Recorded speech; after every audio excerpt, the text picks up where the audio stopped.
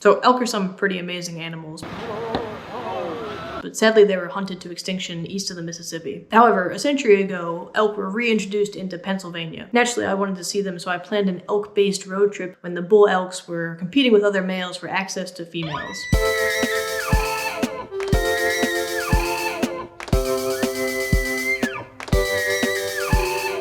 It's Christmas time now, but here's the story of that trip and the successful reintroduction campaign that began a century ago. So my name's Christina Berge, and I'm really not an elk expert.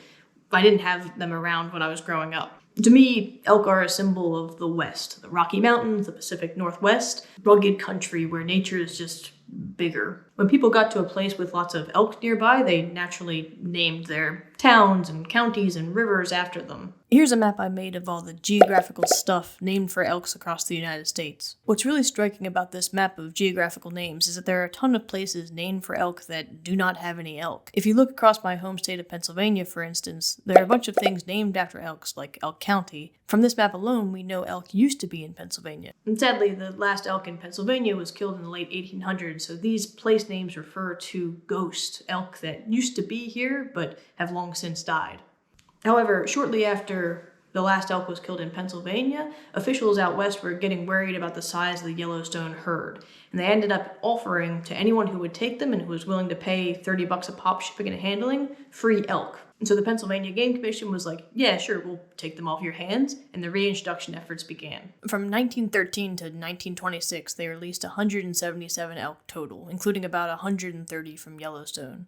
Things were rocky in the beginning, but by the 1970s, the herd began to steadily grow, and nowadays, over 1,000 western Roosevelt elk live in Pennsylvania. So now there is elk-focused ecotourism in Pennsylvania. I am the prime demographic for elk-focused ecotourism in Pennsylvania, so I headed to the middle of the state. This was actually the second half of an inbred deer-themed road trip. Hoping to have an ungulate-filled weekend. We arrived at dusk to this big dam where we spotted our first elk, a bull with one of his cows. As soon as we got there, another bull entered from stage right. God, he's huge. He was moving fast, enticed by the cow, and we knew we had a shot at seeing some cool bull elk competition behavior. The resident male guarding the female knew there was a challenger approaching. He put himself between the interloper and his female, who was just chilling with the deer. The beginning was mostly a staring contest. The new male would occasionally walk forward and sniff the wind. Eventually, the guarding male gave a bugle and began his slow advance. The resident male on the right was posturing aggressively, holding his head low with ears back and nose held arrogantly high. I feel like the challenger male was trying to appear nonchalant, like, "Don't mind me, I'm just over here eating some grass and definitely not trying to have sex with your female." You can see the challenger sticking out his tongue, and they start to compare antler sizes. Antlers are thought to be an honest signal of male quality. Males with bigger antlers are stronger or healthier or better fighters. So the males compete and the females then get to mate with the winner or the best male. The smaller male seems to know he doesn't have a chance after sizing up each other's racks. Even though he retreats, apparently admitting defeat, they lock antlers once in a brief bit of sparring before the smaller male retreats, and the resident gives a triumphant bugle.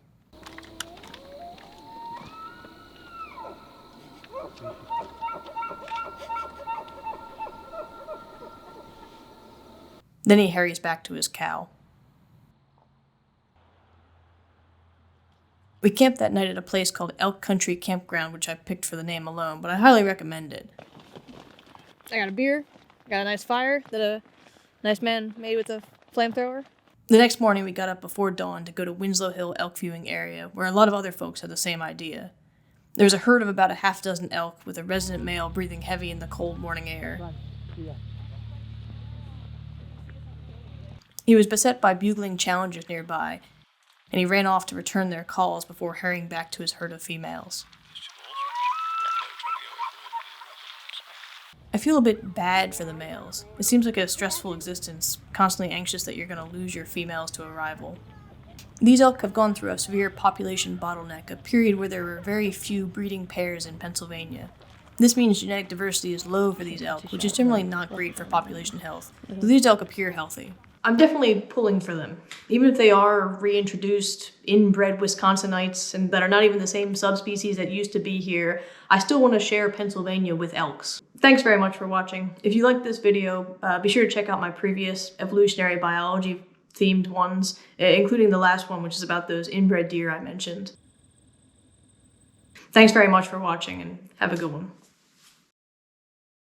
I don't know if you can see it, but I turned around the Patriots-themed stocking that's my mom got for my husband. We are an Eagles household.